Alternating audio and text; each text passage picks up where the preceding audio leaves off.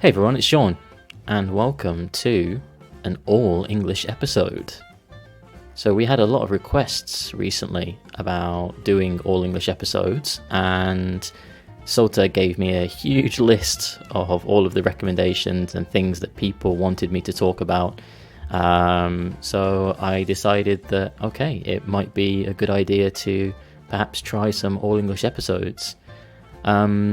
I know Nate used to do all English episodes in the past, but I wanted to do it a little bit differently. So I've got a lot of things which are really important to me, and I don't think a 10-minute all English episode is going to be enough to talk about the things that I care about. So what I'm going to do is release a series of all English episodes talking about the same topic, almost like a Netflix TV show broken up into different parts. So you'll have to wait and come back for part 2 and maybe even part 3 if the topic goes on for too long.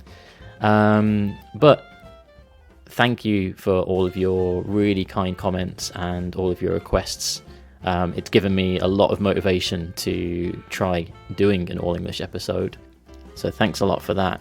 And also I'm going to be doing some YouTube videos with Sota. If you don't already follow Sota, if you search for英語のそーた on YouTube, he'll be the first result.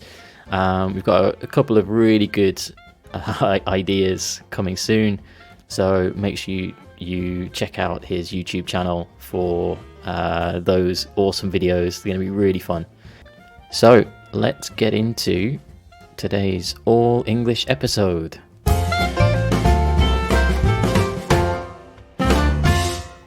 Okay, so the topic for today's all English episode is Marvel comic books. So we had a few requests from different people asking me to talk about Marvel comics and why I enjoy comic books so much. So yeah, I'm going to share with you my history of comic books and how I became interested and why I like them so much. So, first of all, I guess we have to go back in time to when I was growing up. So, even when I was growing up, like at a really young age, I really loved cartoons and drawing pictures. I loved, Disney characters and cartoon characters like Bugs Bunny and that type of thing. So, even at a young age, I was always interested in cartoons and drawing those characters. And then when I was about 7 years old, I think, maybe 7 or 8 years old, my older brother, so he would have been maybe 14 or 15 years old at that time. So I was about 7 or 8. He gave me a comic book. And it was my very, very first comic book. And it was a copy of Amazing Spider-Man. It was an Amazing Spider-Man comic. And even now, so even today, I can still remember the front cover.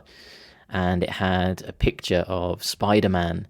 And he was fighting a bad guy called Molten Man. And I remember Spider-Man is kind of holding Molten Man and he's trying to fight him back. But everything is on fire and it is a really crazy front cover. So it really got my attention. But I think the thing with this comic, it wasn't an original comic. So what happens sometimes with comic books is they will release the comic books in America, and then for some reason, I think it's to do with like publication laws or something. When those comic books come to England, they can't just use the same comic books. They have to use like a different printer or like a different publisher or something like that.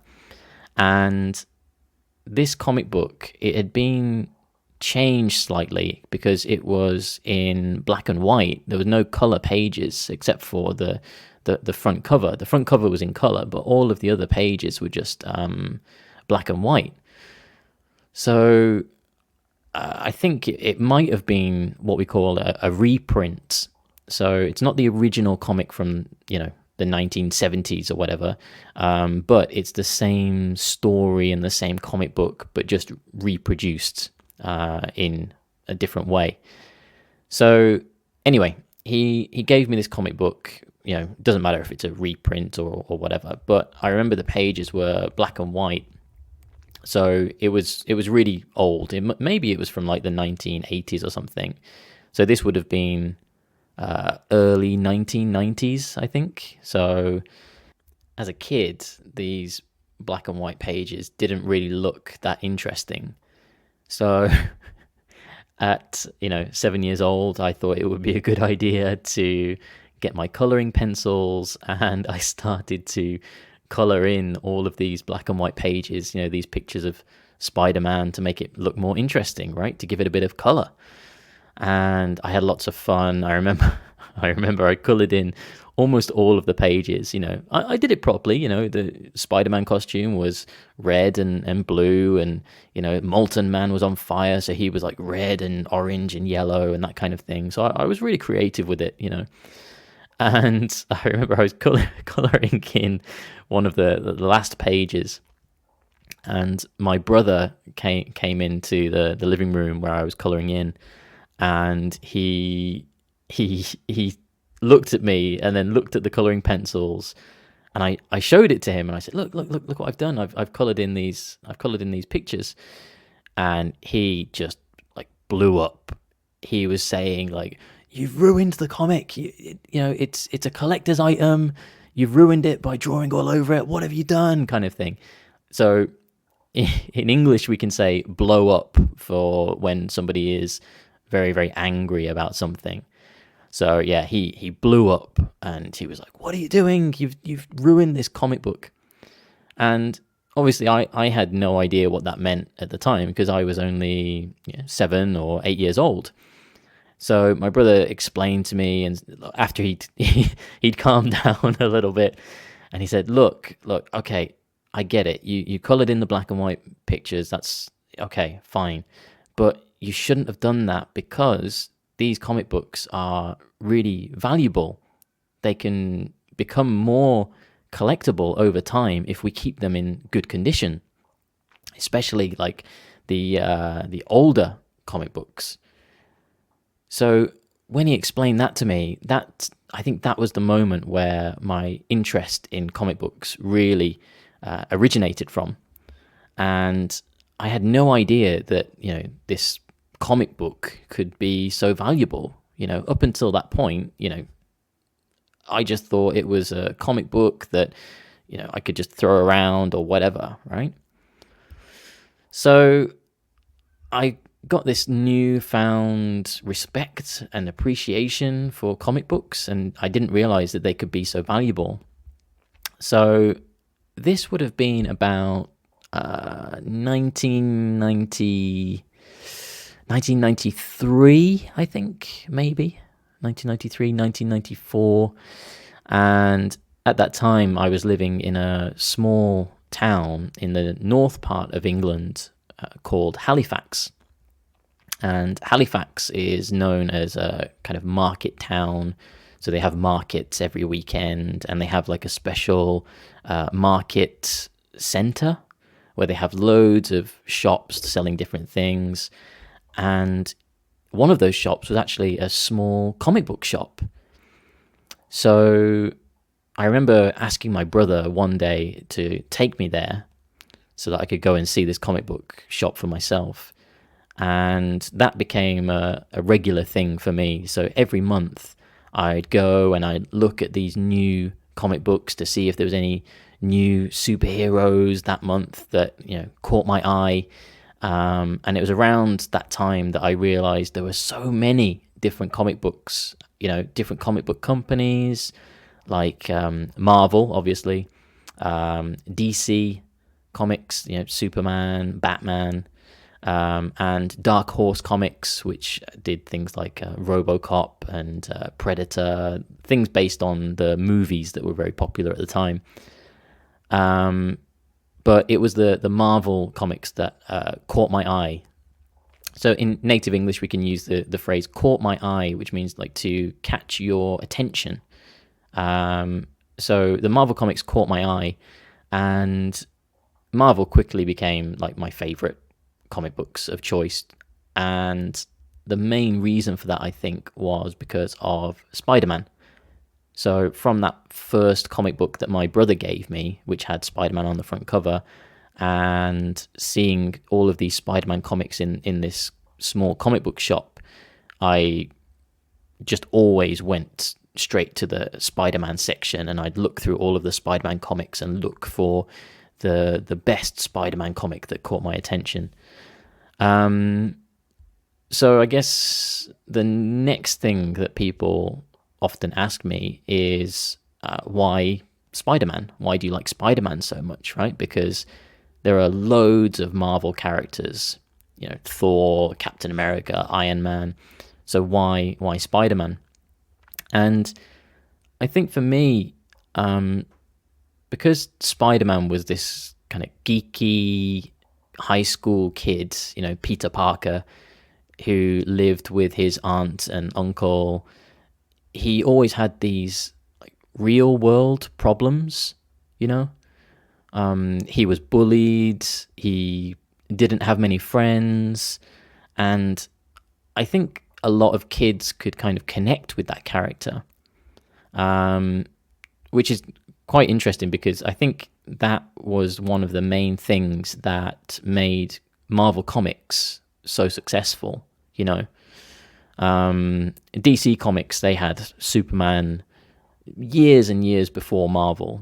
Superman was, I'm not entirely sure when it was, but I think it was like the 1920s or the 1930s. Superman had his own comic book, and Superman is invincible. He's got super strength, he's got laser vision, he can fly, bullets bounce off him, like nothing can affect him in any way. So when you have a character like that, how do you connect with that kind of character? Because human beings, we are not invincible, right? We can't fly, we can't, have bullets bounce off our chest and that kind of thing, right? So there's no kind of human element to that, right?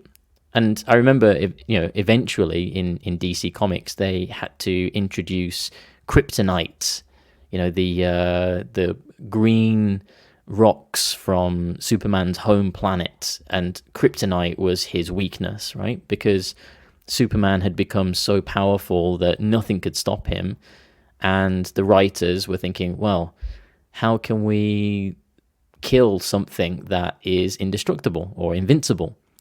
So they introduced kryptonite to kind of give him a weakness. But with Marvel Comics, with all of their characters already had weaknesses, right? Peter Parker was a geeky high school kid, and he was bullied and that kind of thing. So I think this is one of the main reasons why Marvel Comics became so successful, because so many people from different backgrounds could connect with these characters and these personal issues, right?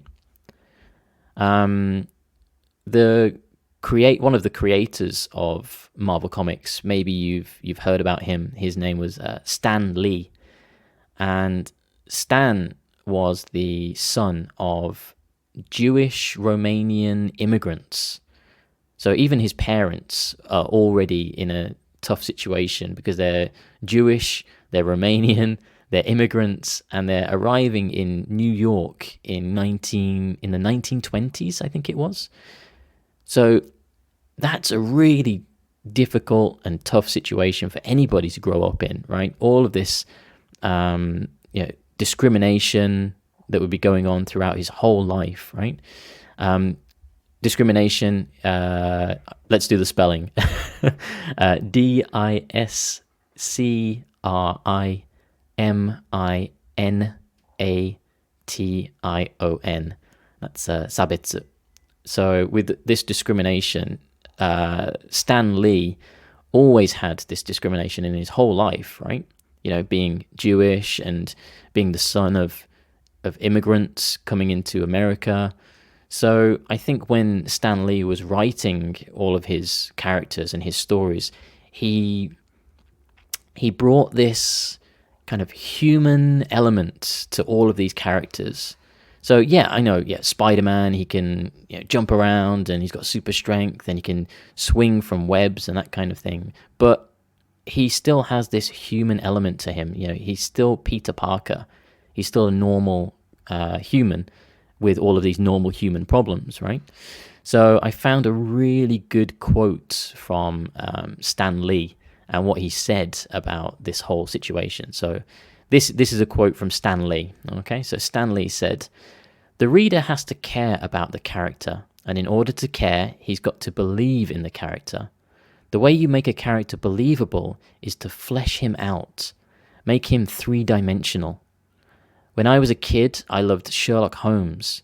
I knew it was fiction, but a part of me there was Sherlock Holmes. When I went to England, I walked down Baker Street looking for his house. I mean, Conan Doyle wrote Sherlock Holmes in such a way that you had to believe this character existed. And that to me is the secret of good writing. It's the secret of good movie making. It's the secret of good television." So, just from that, we can tell that Stan Lee had this idea of bringing a human element to all of his characters. That's why I think Spider-Man was so successful, because people could relate to that character and they could believe, it was in New York. So people living in New York were like, oh, hey, I know that area that they're talking about. They have that connection. So that's why I think it was so important. I found another quote as well from Stan when he was talking about why Spider-Man was his favorite character. And he said that Spider-Man is the Marvel character that I most like because he's the most like me. He's not the luckiest guy in the world. Nothing ever turns out right for him. I think it's because he's the most human superhero. He worries, he agonizes, and he wonders why things don't turn out better for him. He's always got money problems and allergies and dandruff. I like him. So I think that's a great quote from Stan, talking about why he enjoys the character so much. And he said that, these human elements are the most important part of any kind of superhero. Taking something that is amazing and that has this superhero status and then giving it this human side to that character. Just as one more point about Stan Lee, because I loved Stan Lee. You can go onto YouTube, you can open any magazine that has an interview with Stan Lee, and he's the most lovable guy. And all the way up to the end of his life, sadly he passed away a few years ago. But he was always so positive, and in any interview you can see that he really had this passion and this joy for bringing comic book characters and bringing comic books to everyone. But he always used to end his letters in the comic books by either saying "Nuff said" or "Excelsior." Nuff said is just a shortened version of enough said. So if you've made your point, you've made your argument or whatever, and you want to finish your statement, you just say "Nuff said." He spells "Nuff said" Nuff and then said SAID. Nuff said instead of enough said, just nuff said. The other word, excelsior, is actually a Latin word, and the original meaning of the Latin word is onward and upward. Onward is ONWARD,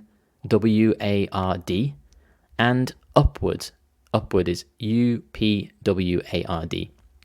And onward and upward, it just means, keep going forward and try to improve and reach the top as best as you can.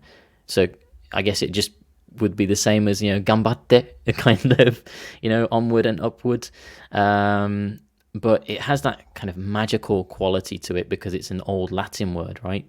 Excelsior. And he would always put it with an exclamation mark at the end, so it sounds like he's shouting it. Like, okay, let's try. Cover your ears. I'm going to try and shout Excelsior and maybe annoy my neighbors. Here we go. You ready? Excelsior! Yeah, how was that? I think that was pretty good.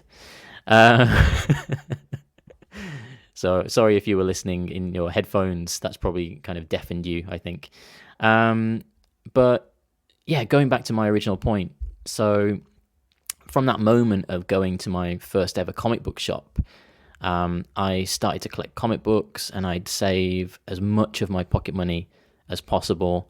And every time I went to the comic book shop, I would look for whichever comic book looked the most interesting.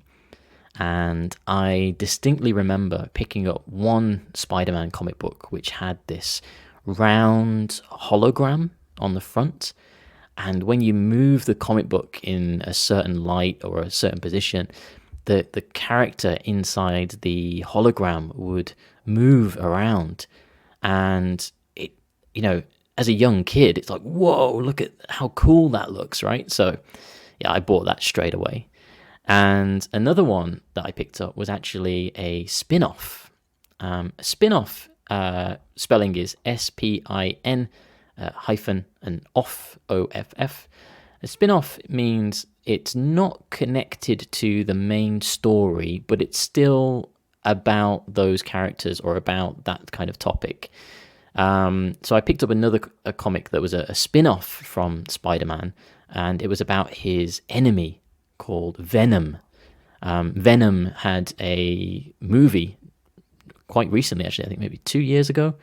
But, when I first started collecting comic books, Venom was kind of a new character.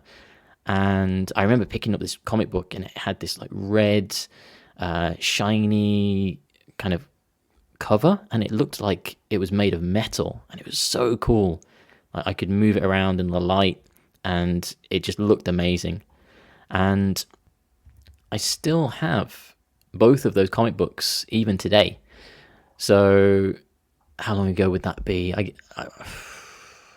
27 years, I guess. 25 years. Let's say 25 years.